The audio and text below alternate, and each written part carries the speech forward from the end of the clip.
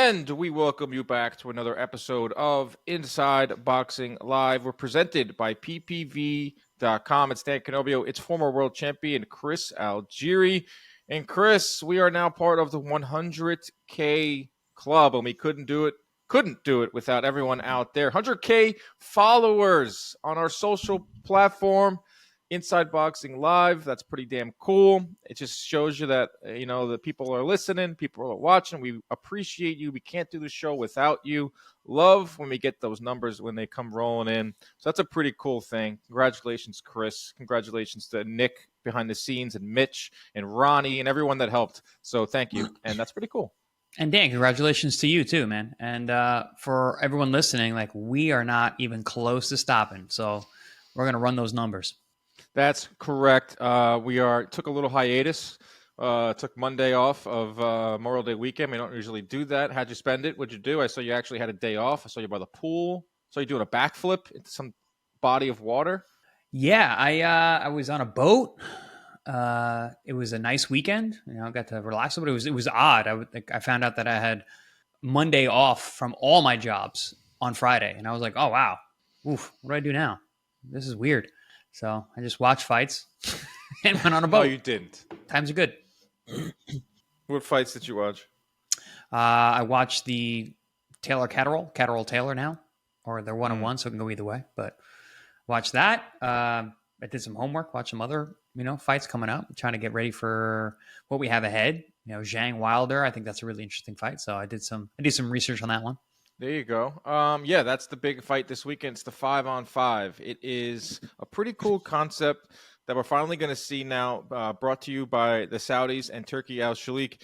The 5-on-5, the Matchroom versus Queensberry, Frank Warren versus Eddie Hearn. I think it means a little bit more to the people over in the UK than it does here, unless they bring it here and we do like an Aram versus Oscar or one of the PBC versus Golden Boy or anything like that. But we're going to see it now. We're going to see it play out. It's weird to see Deontay Wilder. I don't know. You think Eddie that? Hearn. I think it matters here. The fights are good. I think it matters a little bit more over there. I think it matters here too. I think I didn't even think about it like that because I'm just like, oh, these are good fights. Especially, I guess you're right because us fans over here have to kind of look into it and be like, oh wow, this is a good card. There's a lot of sleeper fights on there where you're like, oh damn, that's a good matchup. Oh damn, that's a good matchup. So maybe I'm stuck in being like a true boxing head, and I forget that a lot of times American fans aren't like that. Well, yeah. For us, like as an American fan, I think we're just looking at Wilder being back. We're looking at a fight card. The UK fans are like, oh my God, this is finally, Frank Warren versus Eddie Hearn. These guys hated each other for years. They were just bitter rivals. Now they're literally holding hands with the Turkey guy in some of these pictures. It's bizarre. Now they're best friends. They're doing content together. It just shows that money is the great common denominator that could bring everyone together. But the main event is a heavyweight fight. Obviously, this was supposed to be Beterbiev versus Bivol. Let's pour out a little bit of pour out a drink for Beterbiev Bivol. I hope that we get it by the end of the year.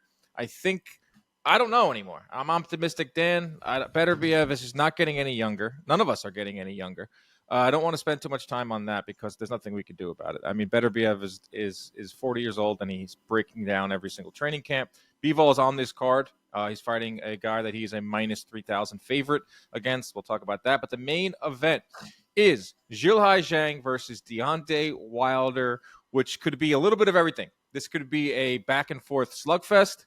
This could be a staring contest because these two guys throw some of the least amount of punches in all of boxing. Zhilhai Zhang throws the least amount of punches out of any boxer today with 29. Deontay Wilder is third with 34 punches thrown per round. So these guys do not throw in volume. They do have heavy hands. They are coming off of losses together to Joseph Parker, not in the same ring. That would be weird. Could be the next thing from Turkey. But these two guys are coming off losses to Joseph Parker. It's a crossroads fight. Bigger fights out there for each man. I like this fight, despite those numbers that I threw out there, and I tweeted them yesterday, and everyone's like, don't be putting out that bad energy, Dan. This could be a great fight. Yeah, it could be. There's no one in between. It's a staring contest, or it's going to be like a knockout, last stand type of affair. No, I love this fight. I think when it first got announced, I was like, "Oh, this is a cool fight. It's an interesting match of styles." You have a true big man, a true super heavyweight in Zhilhai Zhang, And, other than the Parker fight, he's looked really good. And even in the Parker fight, he showed his destructive power. You mentioned that he throws the least amount of punches of anyone, but like, what is his landing percentage? I bet you it's pretty good, because when he lets his hands go, he lands and he does damage. Your numbers, Dan. So I'm sure you've got the numbers handy. Numbers, Bob. Wilder's the kind of guy, he doesn't land a lot. Yeah, like what's his landing percentage? Mm-hmm. Keep going. Wilder's, I'm sure, is super super low, because he ices guys. If he lands one punch, the fight's about over. Gile is more of a guy who beats you down. He beats the drum, he chops the wood. So when he does start landing, he really runs off of that. But when he can't touch you, like in that Parker fight, it's hard to watch, because, like you said, it turns into a staring contest. But once he gets going, dude, if he's able to find home with Wilder, I feel like he's going to break Wilder in half. But he's got to get past that vaunted power, that right hand, especially against a southpaw, who doesn't move his head very much. He's very much up in front. He's not a big side-to-side guy. He's not a big level-changing guy. Being 6'6" or 6'7", the way that he is, that's tough to get underneath punches.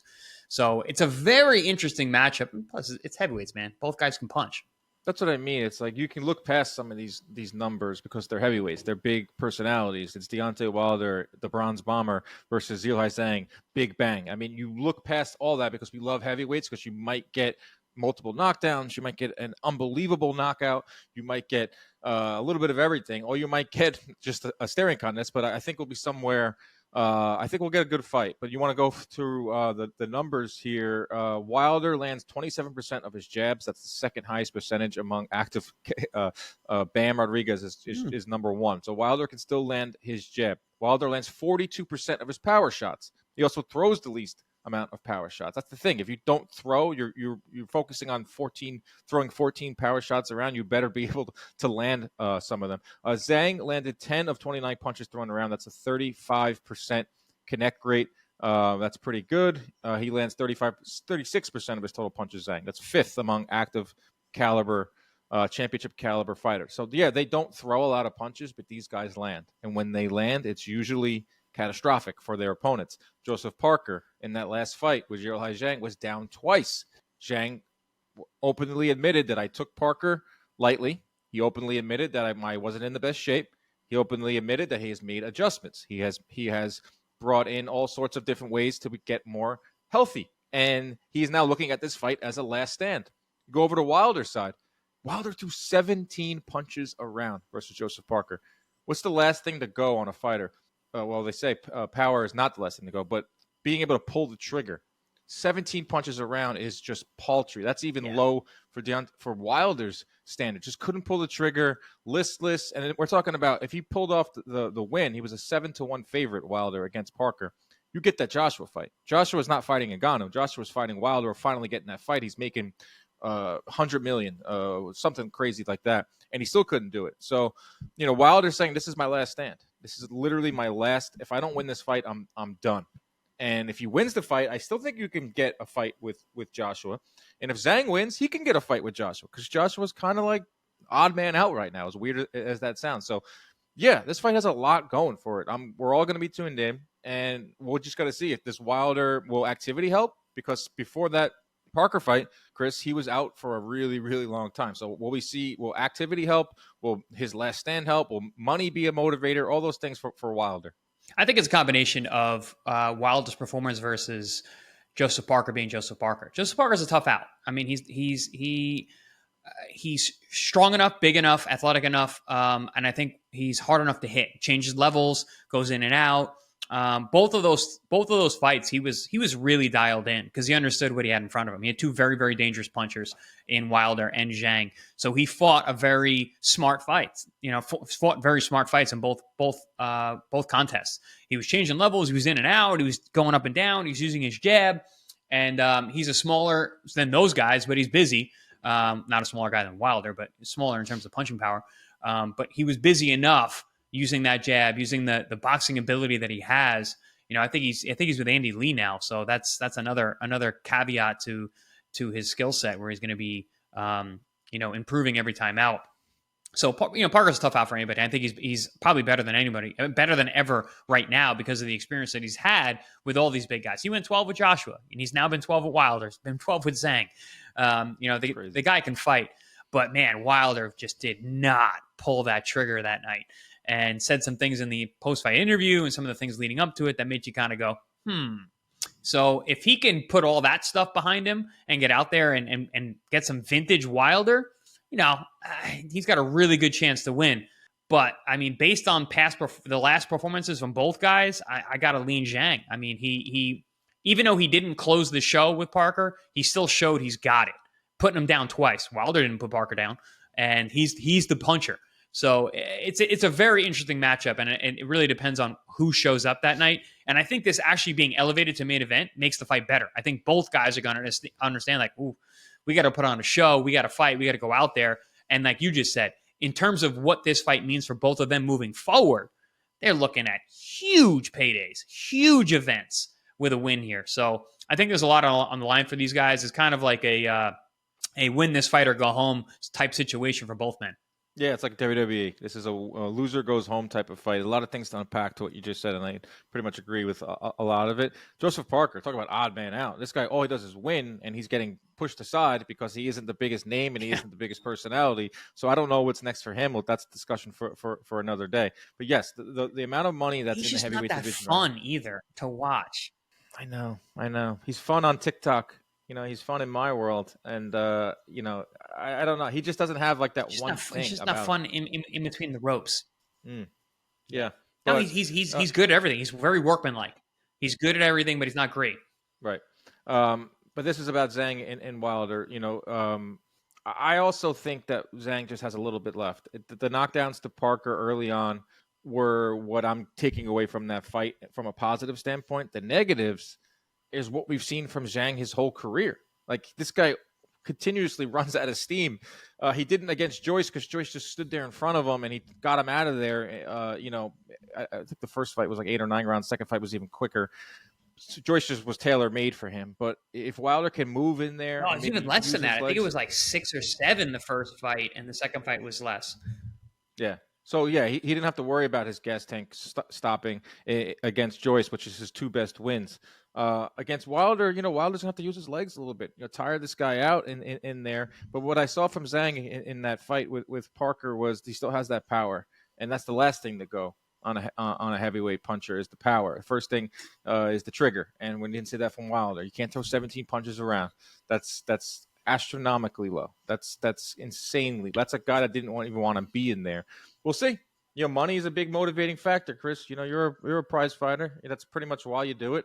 Why you step in that ring. There's so much money being thrown around right now in the heavyweight division, and there's still a tiny little bit of an interest in a Wilder Joshua fight. If Wilder can stop Zhang, let's just say hypothetically here, Wilder has one of his spectacular knockouts, like a Bermain Stavern, Arthur Spilka, spins him, like just somehow drops Zhang, and he's back. He's screaming bomb squad. That fight with Joshua is there. I mean, it's a fun fight at Wembley in September. Like, boom. That's a big if, though, because I just don't think Wilder. I don't think it matters for those reasons. I don't think it matters how he wins, as long as he wins, that Joshua fight happens. Because, listen, we're looking at a heavyweight division right now that is going to be very centered around Usyk and Fury's rematch, which has now been pushed back to December. So we have a whole fall now, a whole fall season that we don't have, these heavyweights are going to be waiting in line. So now Joshua Wilder, if Wilder is to win in any way versus Zhang, it's a very, very makeable fight. I know they're going to push for the winner of Hrgovic and Dubois, but now that the IBF may not be on the docket for that, there might be less of a push to make the Joshua fight, especially if it's Hrgovic. So if Hrgovic beats Dubois, it actually doesn't really matter. Either way, whoever wins that fight, they're now the IBF champion. Joshua doesn't really have a reason to fight that winner. Reason to fight Wilder, though, and that reason is what you just said, Dan. That's the green, man. That's the green. That fight still sells. I think it might sell better now than it has in a couple of years. So we make that fight in the fall, boom, man, we got the four horsemen back in the heavyweight division. So, dude, heavyweights are fun right now. This is great. I'm happy these guys are fighting. I'm happy they're all getting paid. We like to set goals as a platform inside Boxing Live. We set a lot of goals, and we've achieved a lot of those goals. We still haven't made it to international waters together as a unit. You've fought over there. You've been over there. If Joshua fights Wilder at Wembley, we got to make that happen. Sponsors out there, if you're watching, if it's on ppv.com, we could probably find a way there. If not, I'll find a sponsor to send this out there. Think of the content we can get in London. Like, that would be so much fun. So I'm getting a little ahead of ourselves here because I don't think Wilder's going to win. Zhang is a minus 150 favorite. Zhang stoppage is plus 100. Wilder stoppage is plus 150. Ooh. Those odds are according to DraftKings Sportsbook.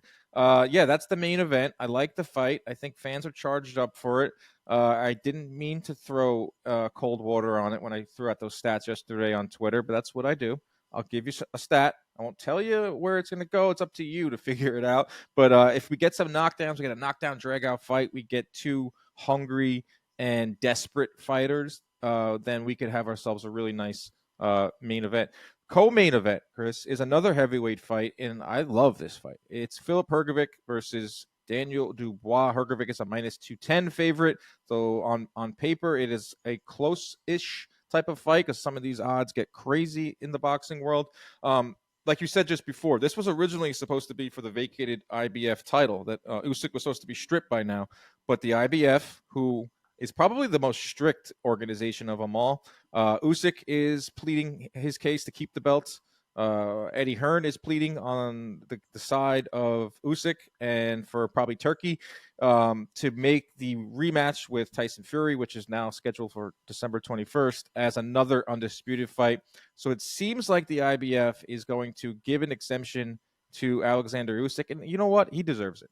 So this fight, which was probably going to be a world title fight, which has a lot of implication because Hrgovic has been literally just waiting for this moment to get a world title shot.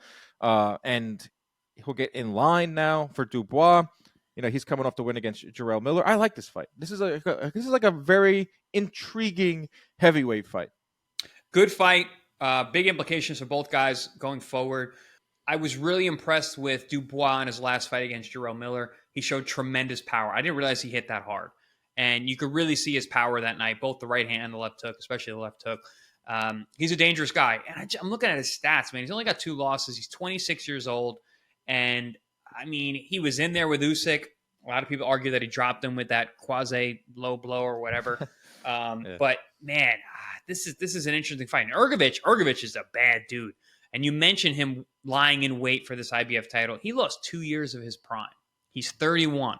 2 years is 29 to 31. You're missing 29, 30 into 31. That's the prime of your physical career as an athlete. Obviously, heavyweights are a little bit different. Get a little bit of a longer career, a longer prime, but still, it's a fight, man.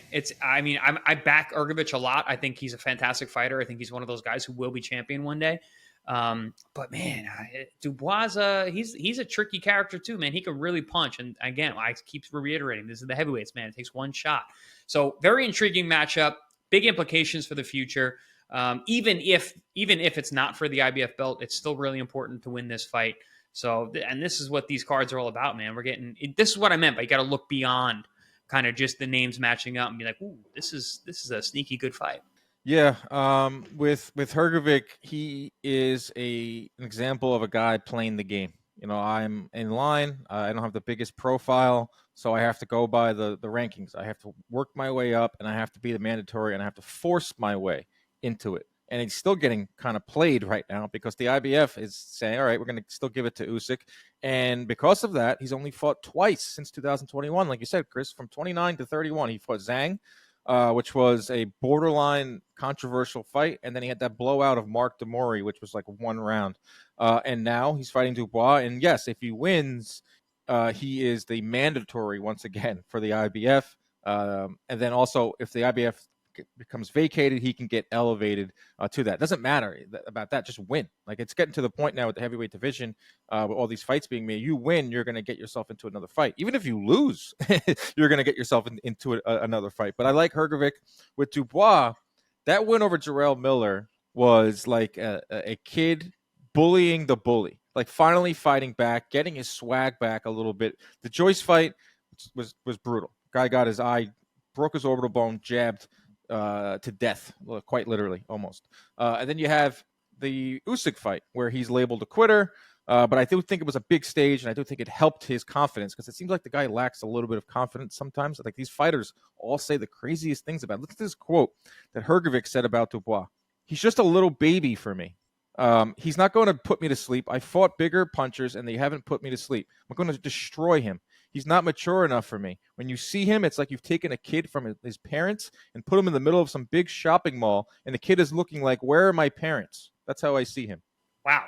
That is intense. He's going deep. I don't know how true that really is, because the guy has 20 wins with 19 KOs and is 6'5", 26-year-old man. And, the guy can punch, and he's been in with, he's been in with better competition than Hrgovic has. If you really look at it, he's fought Alexander Usyk, obviously the best heavyweight in the world. He's been in with Joe Joyce. Yeah, granted, it didn't go his way in either one of those fights, but he's also been with Jarrell Miller, and he got the stoppage of a very, very durable big man. He knocked out Joe Cusimano in one round, who ended up knocking out Adam Konaki, albeit, he popped for drugs later on. But the guy can punch, and he's been in with some impressive guys, and he's only 26. So I don't know if that's the kind of guy you want to underestimate if you are Hrgovic at this point. It's just like Dubois, like all these fighters, they see like a soft spot in him because he's not the biggest talker. Jarrell Miller tried to bully him. Usyk didn't, because that's just not Usyk's MO. But now Hrgovic that line is kind of crazy. Like, he said he sparred with him and he got the best of him, but that, sparring is sparring. Yeah, but there's no doubt Dubois has the better resume and the better competition. I think Hrgovic has slightly better skills. Hrgovic's best win is Zhang, and it was controversial. He's just been so inactive because he's trying to play this game, and I don't blame him, because that's how you make the money when you don't have a big name and you don't have a big push behind you. For him to get into this spot right now is a feat on itself. Keith Connolly and his whole team with Hrgovic has done a good job doing that. What you have to do is just not fight, and you're inactive. It's part of the sport. I like this fight. I like this fight a lot. Some cool little stats here. 12 of Hrgovic's 14 knockouts have been scored within 4 rounds, while over at Dubois, 16 of his 19 stoppages have been inside of 4 rounds. So these guys have heavy hands, and they land early. I do think this fight will go over 4 rounds. I think 8.5 is what DraftKings has set. DraftKings has Hrgovic as the favorite, but I wouldn't sleep on Dubois. I would not sleep on Dubois because he's got heavy hands and he's younger. That's another thing too with Hrgovic. He hasn't fought. He only fought 3 guys younger than him in his 17 fights. And Dubois, like you said, is 26 years old, hungry, momentum, swag, bullied the bully, all that stuff. Yeah, listen, Dubois is dangerous, and Hrgovic very, very good, but the untested thing is important to me. He hasn't really been. He had the fight with Zhang. I called that fight super, super close fight, razor thin close fight. Zhang showed a lot that night. I was really impressed. Obviously, Hrgovic showed a ton too, because he's in there with a very, very good fighter. But I don't know if, like I said, overlooking a guy like Hrgovic, like Dubois, not a great idea. You got a big young guy in front of you, and he may be a little deer in headlights because of the stage, and we've seen that before, but he's also been there before, and Hrgovic hasn't. Hrgovic hasn't been around. I will say this though, I like that Hrgovic is Croatian. We get a new country in the mix. We haven't had a lot of good Croatian heavyweights in our era. So I like a global sport, and I like to see different countries come out there and do their thing. So I agree with you, Dan. I'm very much looking forward to this fight. It's been announced for a while. I think I've always been excited for it, but I'm getting more and more excited as we get closer. Yeah, I like that heavyweight fight. That's the co-main event. A fight that I think is going to steal the show is a featherweight fight between Raymond Ford and Nick Ball. Ford is coming off that thrilling last-second with 7 seconds left, he's down on the card like a buzzer beating KO win over Klomatov. That he won the WBA featherweight title. So this kid Ford is sky high right now. Nick Ball is always in good fights. He had that weird fight with Ray Vargas where he dropped him twice, fought to a draw. But if you ask anyone out there, they thought that Nick Ball won the fight. Like, I love this fight. We probably wouldn't get it if it wasn't for tons of money being thrown together. I'm not going to complain, but I think Ford versus Ball is going to steal the show on Saturday. We wouldn't get this fight if it wasn't for the 5-on-5, regardless of the money, because they're featherweights. So they're not looking to garner a ton of cash in order to fight each other. And Ray Ford's young. He just won a world title. He's looking for a defense of his newly won title in an amazing fight. I was there in the room that night. Nick Ball, robbed of winning his first title with that Ray Vargas fight. That was a title fight, right? I do believe it was. Ray Vargas, the Ball, excellent Ray fighter, Vargas, tall, I believe so. Yeah, it was a title fight, right? Yeah. Yeah. And so Nick Ball, the guy's a fire hydrant. He's like 5'1" or something. He's a short guy. But man, can he punch? He's got a great stiff, hard piston jab, great overhand shots. His left hook is a nightmare. And I think Ray, as much as he has those boxing skills, he does like to fight on the inside at times. So I think this is going to be actually a very, very entertaining fight. If Ball can get on the inside and get to bang it away like he normally does, which is always how his style is, and Ray plans or stands or decides to stand there in front of him and trade with him, which I think he might at times, I think this is a great fight. And I don't know who wins this fight. I don't know who wins this fight. I've been impressed with Nick Ball. As much as I'm a huge fan of Ray Ford, Ray the Savage, and how he's able to box and fight at the same time. This is a sneaky good fight. Yeah, you talk about Croatia. How about Newark? Put Newark back on the map. Ray Ford from New Jersey. Nick Ball hasn't been a New York champ in a while. Yep, that's absolutely right. Ball is the minus 160 favorite, so that's pretty close. Those are pretty close odds. I love that. I mean, we take a look at these odds on DraftKings, and they're Ball's the favorite. Close fights. Wow. Nick Ball is a minus 160 favorite. Yeah. I love that. Like, a lot of times you will go down a boxing card, and sometimes the main event is the most ridiculously one-sided odds. But you go down this event, and it's all like minus 160, oftentimes or minus 120. Even Hrgovic being minus 210. I'll take that in today's boxing world in terms of like going down a card, not just the main event. I love Ford versus Ball. I'm not going to tell you anything you don't know that this might steal a show. I think a lot of boxing pundits would agree with that. Middleweight fight, Austin Ammo Williams versus Hamzah Sherzaz. I mean, we're talking about two guys that are emerging at middleweight. It's a division that is up for grabs. It is a fight between, I wouldn't even say prospects anymore, but both these guys are in that middle, like Pacheco area where you're not really a prospect and you're just on the precipice of being a contender. They're both undefeated. They both have big power. Another 50-50 fight, Ammo Williams and Sherzaz. Yeah, Sherzaz, I think he's 6'3". He is tall, he's long, he can punch. This is a dangerous fight for both these guys. I'm actually surprised to even see this one on the card, just because you're matching up two undefeated guys with big potential, guys that I think both sides, promotionally wise, have been moving towards the title the right way, and they're throwing them right into the mix, man, right into the fire, which is something that we're seeing more and more of in the boxing world, which I think is fantastic. I know Sherzaz is coming off that one-round blowout of Liam Williams, but I mean, I'm pretty sure he was shot going into that fight, but he's looked really impressive even before that. Hasn't got a lot of rounds because he's got good power. He knocks out these guys.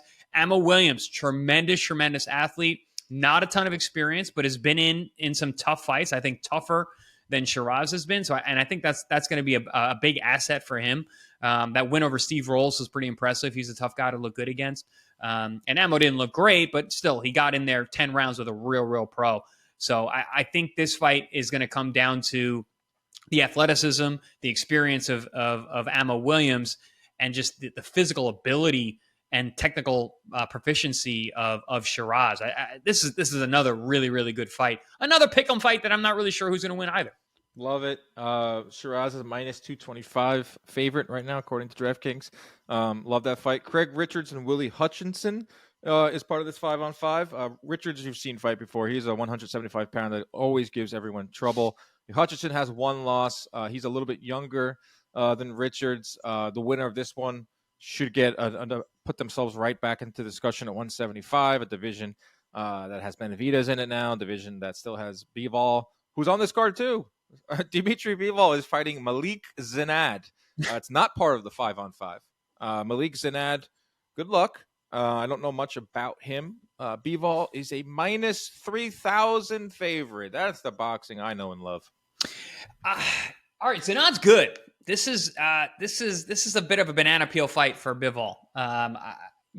Luckily, he is that Eastern European mindset where he's going to treat every fight the same way and come in ultimately prepared and understand that he's a dangerous man in front of him, especially stylistically the way that Bivol fights. But he needs to be careful here because Zinad can fight. He's big, he's long, he's tall, he's got decent power. He's got some experience, got round under his belt, and he's been waiting for this opportunity, waiting for any opportunity. And I think he's had enough time to be ready for this fight properly. Yeah, this is again a banana peel type fight, and I think that I don't know how Bivol is really going to look in this fight. He's a tough style. He's a little bit awkward too. Zinad is. Interesting fight. I don't think this one's stealing the show. I don't think so at all. But it's a fight that is going to be intriguing because again we're waiting on what's going to happen with Bivol. If Beterbiev can ever get through a training camp and this fight can actually happen. So everything that Bivol does at this point is always going to be under the microscope because we're waiting on that massive fight. This might be the fight where you go, you run out, get an iced coffee, you run out and get some food. Because not because I don't think it's going to be. I love watching. I'm not going to do that. I'm not going to do that either. I love Bivol. I love watching him fight. Guy came to our party last year. He is the man. But this is a UD Bivol win. Like this is a UD. The over is 10.5 minus 110. I'm going to see Bivol by decision is. Wait, what? Oh, they think he's going to. Vegas thinks that Bivol is going to knock this guy out. Because Bivol by decision, I thought would be like minus like 500. It's plus money, Bivol by decision. So they are banking on the fact that Zinad doesn't have any resistance. Bivol is going to step on the gas. I don't know. Will he step on the gas? Like if you know that you have that Beterbiev fight looming, like this guy has issues finishing fighters. I'm talking about Dmitry Bivol. How many times have we watched a Bivol fight where we're like, okay, 6th round, you're winning every single minute of this fight. Get him out of there. Get him out of there. And then it goes 12, gets his hand raised. You have the same conversations, rinse and repeat with Dmitry Bivol. I would like to see a stoppage. A stoppage would excite me, especially if the card is running really long. You just described his last outing, Lyndon Arthur. As a guy that we're like waiting, like, all right, when is he going to step on it? But the thing about Bivol, and this is going to be the knock on him for anyone, and anyone who's picking Beterbiev against Bivol is they're seeing something that I've seen is that as good as his defense is and as good as or how difficult his style is to deal with and how good he is at changing ranges and letting his hands go when he's got you, he gets hurt. And even the Lyndon Arthur fight, if you really watch a fight, he got hurt to the body in that fight. And it was right before you were sitting there being like, all right, it's time to step on the gas. Then he got touched to the body, got hurt, and then went back to being safe. Similar to what happened in the Joe Smith fight. We're all waiting for him. All right, step on the gas. You've won every second of every round against Joe Smith. And it's like, all right, now it's time to step up. And then you get clipped with a right hand. Okay, going back to what was working, and I'm going to win the decision. Is it that kind of fight? I think so. I think that Zinad is dangerous enough. I think he'll, because of his awkwardness and his size and the fact that he can punch a little bit, I think we're getting 12 rounds. All right, so, I mean, if you take Chris's advice here, plus money. Bivol by decision. Like that's what I'm going to bet. I'm going to make a healthy parlay and put that out. This is like the type of card that you make one of those monster parlays and you put like $5 on it and like try to put a $5 down on a massive parlay. Like I'll do every single fight and then try to pay my rent that month with that. So yeah, that's the 5-on-5. That's the 5-on-5 card. Eddie Hearn and Frank Warren will be at the center of this, just like Eddie wants. I'm interested to see how it plays out because they're toying around with other 5-on-5s. Chris, I don't know if you saw this. Turkey Al-Shalik, got to mention him once per episode. Someone tweeted, how about USA versus Mexico? Headlined by Canelo Alvarez versus Terrence Crawford, and having Caleb Plant on there versus Munguia. And I think this could catch on. It's I was thinking about this. Boxing's been around for how long? Hundreds of years. And now we have a new concept. Like a 5-on-5 is a new concept. It's fun. So I'm interested to see how this plays out. I'm interested to see the captains and the point system and all that. Like, it's cool. It's cool. It's a little gimmick, but like the fights are good. We saw gimmicks all the time in boxing. We're still seeing them to this day. If the fights aren't good, I don't give a damn about the gimmicks. But I do think these fights are going to be good. That's the thing. Give me good fights and a gimmick. I'm in.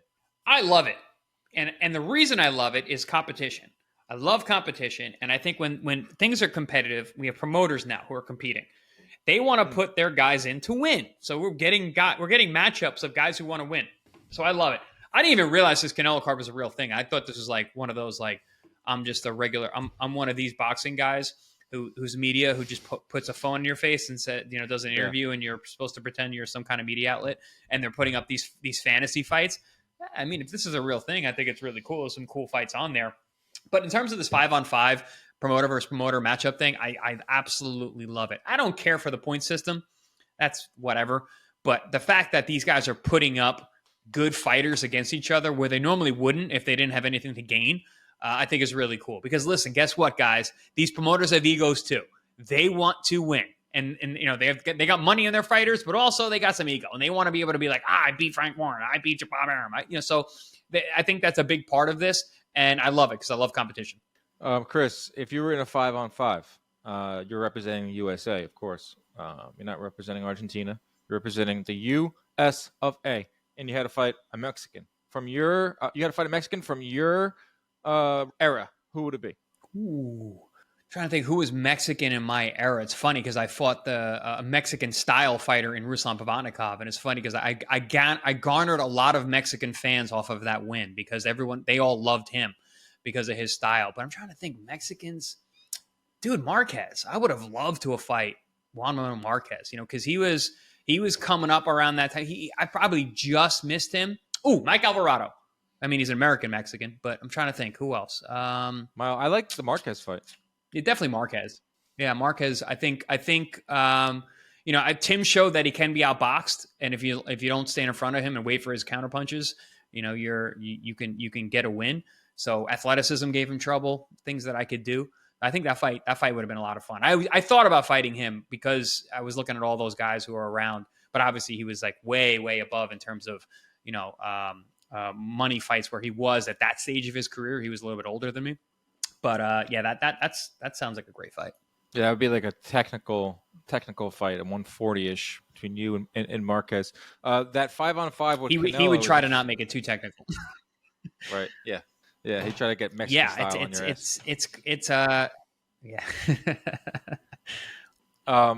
The 5-on-5 with Canelo. This rumor of Canelo and Crawford is not simmering down. Canelo is in the news. We'll end the show with this. He's relinquishing his IBF title because William Skull, everyone, the household name of William Skull, 22-0 Cuban, is the IBF mandatory at 168. Canelo's been undisputed champion at 168 since the Caleb Plant fight. And if you're a boxing fan, you know how hard it is to become undisputed. And you know how hard it is to stay undisputed because these organizations just come picking at those belts. But it's Canelo. He was able to beat Canelo and keep those belts, but not anymore. The IBF is like, nope. If you don't fight William Skull next, we're taking away your title. Canelo says, okay, take away my IBF title. I'm going for big fights. Crawford, on the other hand, was demoted to champion in recess at 147 by the WBC. Of course, he hasn't fought at 147 since last July against Errol Spence. His next fight for Crawford is at 154. And some news there is the WBC just voted that his fight with Matchroom is now the final eliminator for the Fundora Spence winner, which is the WBC title. So we could potentially see Crawford, Spence 2, and for a bunch of belts, if Spence could get past Fundora, we could see Crawford versus Fundora. We could see Crawford versus Canelo. That's interesting. Very interesting, and it seems like they don't want to give up on the Spence Crawford rematch. I think they did all that They did all that work in the lawyers' offices at the big long table trying to figure that fight out. Obviously, it didn't work out because of how the first one ended. So I think they're trying to revisit that now with Spence being heavier and fighting at a heavier weight class. It's been a little bit. People are maybe starting to come around to it. If he comes out there and he looks good against Fundora, who had a breakout fight in his last fight against Tim Tszyu, yeah, I think that's probably a fight that people are going to look to, or the people in charge are going to look to make, because there's just so much money to make, whether the fight fans really want it or not. But fight fans, boxing fans, we're a fickle bunch, so it wouldn't be that surprising if we saw that fight down the line. But he's got to get past Fundora, and we don't know how much Spence has left.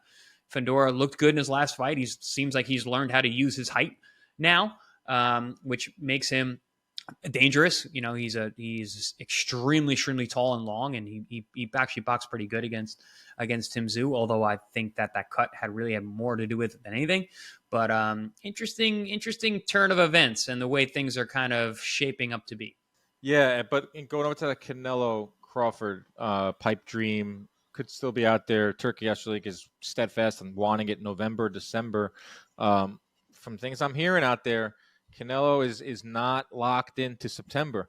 There isn't many options for Canelo in September. It's probably not going to be Benavidez. Berlanga's name is out there. UFC has a huge card September 15th, 16th weekend at the Sphere. They're trying to make that their thing. Canelo could be talked into a fight with Crawford, especially with the Saudi money behind it. He's been talking about, I want that Saudi money, $200 million to fight Benavidez. And usually Canelo announces his September fight around early July. He announced the Charlo fight last year at the beginning of July, and he had a press conference like 2 weeks later. So we're going to figure it out. I mean, Crawford's fighting August 3rd. He's not going to wait till Crawford fights and figure out if he's going to win. He's not going to fight Crawford in September because Crawford's fighting August 3rd. So we're going to see what Canelo does. We're still on Canelo watch. We're always on Canelo watch, but him giving up one of the titles is it's just boxing formality. It's just bookkeeping at this point. Opens him up to bigger fights. 154 is interesting right now. The whole freaking sport is interesting right now. We're living in a glorious time. If you're a boxing fan, enjoy the fights on Saturday. Another afternoon edition of the fights from Saudi. I don't know if you guys like those afternoon ones or not. I kind of do, because it opens up my Saturday night. Allows us to do a little bit of content and react. But I'm going to be watching. I'm definitely going to be watching this 5-on-5 card to see how it all plays out. I mean, you know what I'm going to be doing. I'm going to be barbecuing in my backyard watching these fights, and then actually going to sleep at a decent hour on a Saturday night, which I like to do because I like to get up early on Sundays. But I like to get up early in general. But I like these afternoon fights, and I'm looking forward to it. And I hope you guys at home enjoy them too, because we got a great card ahead of us. All right, everybody. Hope you enjoyed the show. Enjoy the fights. If you're going to bet, use DraftKings. If you're going to watch them, this is not carried on ppv.com, but we're heading to Gervonta Davis versus Frank Martin in a few weeks, and you're going to be able to watch that on ppv.com. Working on some big guests for next week. Working on a lot of things. Protect yourselves at all times. Keep your hands up at all times. Stay out of those DMs. We out.